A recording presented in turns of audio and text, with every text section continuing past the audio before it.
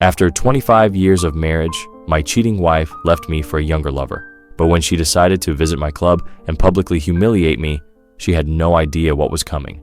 As she watched, I walked out with 3 stunning young women and said to one of them, "Tonight you're coming with me to entertain me." The shock on her face was priceless, but what happened next was far worse for her. The humiliation she had planned for me would be nothing compared to the revenge I was about to unleash. I never saw it coming. For 25 years, I was the ideal husband. I built a life with Vanessa, my wife, from nothing. We had met when we were young. Me, a struggling entrepreneur trying to build a business, and her, a woman who claimed to support me in everything. I believed we were a team fighting side by side to make our dreams come true. When I finally made it big, my company flourished, and I ensured that Vanessa had everything she could ever want: a luxury home, expensive vacations, a car that suited her tastes, and financial security. I never thought she would throw it all away for something as pathetic as a midlife crisis, but she did. It started subtly. She became distant. Our conversations became shorter. Her laughter, the kind that used to be only for me, was now being shared with someone else. Then one evening, she sat me down and dropped the bombshell. "David, I've met someone." I stared at her, trying to process the words. "You've met someone?" She nodded, completely unfazed. "He's younger, exciting, and makes me feel things I haven't felt in years. I don't want to hurt you, but I think it's time we go our separate ways." I didn't say anything at first. I just stared at her. This woman, the one who had promised to stand by me through everything, was leaving me because I was no longer exciting. That's when she delivered the real dagger to my chest. "You're just predictable now, David, and I deserve to feel alive again." That was it. 25 years meant nothing to her. I wasn't even angry at that moment. I was just numb. I signed the divorce papers a week later and walked away without a fight. At least, that's what she thought. After Vanessa left, I hit rock bottom. The silence of the house was suffocating. The thought of her with another man haunted me every night. I could have wallowed in self-pity, but instead, I chose to rise. I buried myself in expanding my business empire, but I also started working on myself. I hit the gym. I changed my entire look. Gone was the comfortable, predictable businessman. In his place stood a refined, confident, and powerful man. Then I took things a step further. I used my wealth to buy an elite gentleman's club, not some seedy strip joint, but an exclusive high-class establishment where the wealthy, powerful, and elite socialized. It became a massive success, attracting celebrities, politicians, and business moguls, and I ran the whole thing. I had reinvented myself. I wasn't the David she left behind. I was someone she wouldn't even recognize anymore, and soon I would prove it. 3 years passed. Vanessa had been living her dream life, or so she thought. Her new boy toy didn't have the money, security, or lifestyle that she had grown accustomed to, but pride kept her from admitting it. Then one night, she unknowingly walked into my club, the very place I owned. I was sitting in the VIP lounge sipping a drink when I saw her walk in with a group of her old friends. She was laughing, flaunting herself, and speaking loudly, probably trying to attract attention. And then I heard her say something that sealed her fate. "God, men these days are so boring. I need a real man again. I bet David is still miserable, probably living in some dingy apartment alone." Her friends laughed, but I smiled. She had no idea I was watching her from above. She had no idea that she was standing in my empire, and she had no idea what was coming next. I decided to give Vanessa the humiliation she had been planning for me. I left the VIP lounge and walked directly toward the bar, making sure to pass right by her. She froze when she saw me. "David," she whispered, her eyes widening. I didn't even glance at her. Instead, I walked up to a group of stunning young women who were gathered near the VIP area. They were models, influencers, high-profile women who commanded attention. I smiled at one of them, a gorgeous brunette in a silk dress, and gently traced my fingers down her arm. "Tonight," I said in a deep, confident voice, "you're coming with me to entertain me." She giggled, leaning into me, clearly interested. Vanessa's jaw dropped. Her friends fell silent, their faces turning red with secondhand embarrassment. She had come here to humiliate me. Instead, she was watching me walk out with 3 gorgeous women while she stood there, stunned, jealous, and completely humiliated. But that was just the beginning. The next morning, I received a message.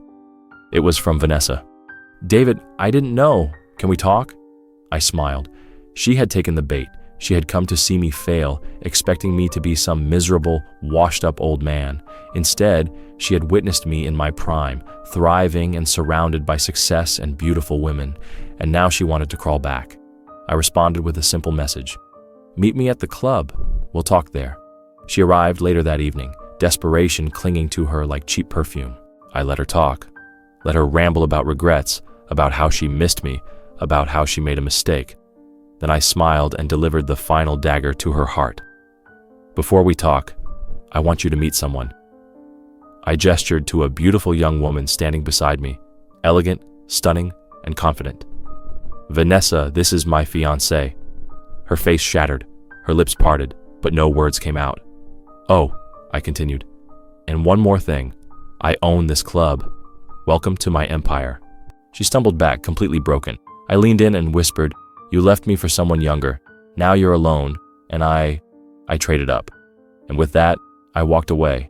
Vanessa stood there, her entire world collapsing in front of her. But I wasn't done yet. Public humiliation was just the first step. I didn't just want her to be embarrassed for one night. I wanted her to experience the same fall from grace that I had when she discarded me. I wanted her to understand what it felt like to be left with nothing. The first thing I did, I made sure she became a social pariah. You see, after years of marriage, Vanessa had built her identity around being my successful businessman's wife. She had connections, status, and invitations to the finest social circles. But those circles, they were mine to control now. That I had become more successful than ever. My influence stretched into elite business parties, high-end events, and luxury gatherings. So I made a few calls.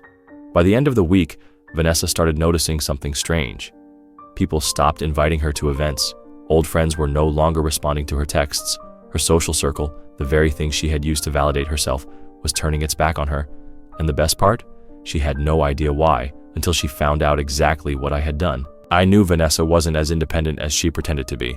Yes, she had gotten some divorce settlement money, but she had burned through it quickly, spending lavishly on her new boy toy. And now she was struggling. I decided to speed up her downfall.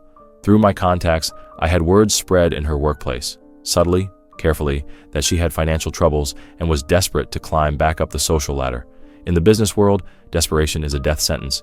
People stopped trusting her. Job offers vanished. Her reputation was tarnished. And suddenly she was forced to downsize, selling her luxury car, moving out of her expensive apartment, and cutting back on the lifestyle she thought she deserved. Her new lover? He dumped her the moment the money ran out. Vanessa was now a shadow of the woman she once was, broke, alone, socially ruined.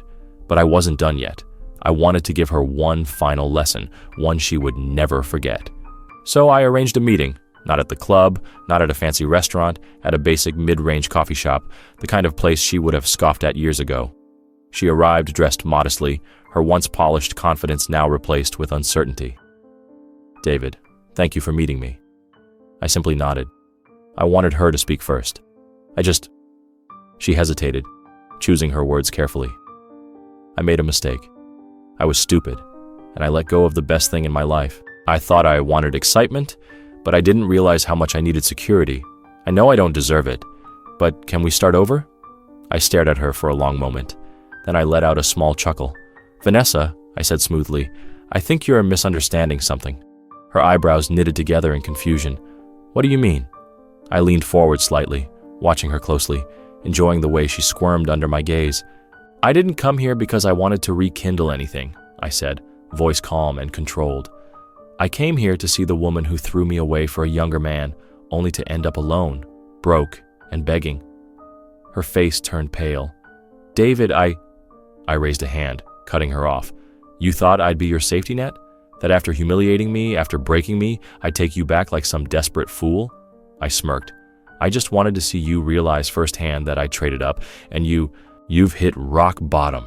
Her lips trembled, her eyes glistening with tears she tried to hold back. She had nothing left to say. I stood up, tossing some cash on the table for my coffee. Then I gave her one last look, one final dagger to her soul. "I hope the younger men were worth it, Vanessa, because now no one wants you anymore." And then I walked away. Vanessa tried to reach out after that meeting. She texted, she called, she even tried showing up at the club, but I ignored her. She had sealed her own fate years ago. She had traded security for excitement, stability for recklessness, love for lust, and in the end, she was left with nothing. And I walked away stronger than ever, with a life she could never be a part of again. Because the truth is simple, some betrayals can never be forgiven, and when karma comes knocking, it collects every last debt. Was this revenge justified, or did it go too far? Drop your thoughts in the comments. And if you love ruthless pro-revenge stories, make sure to subscribe for more, and must like and share the video. This means a lot to me. Thank you for your support.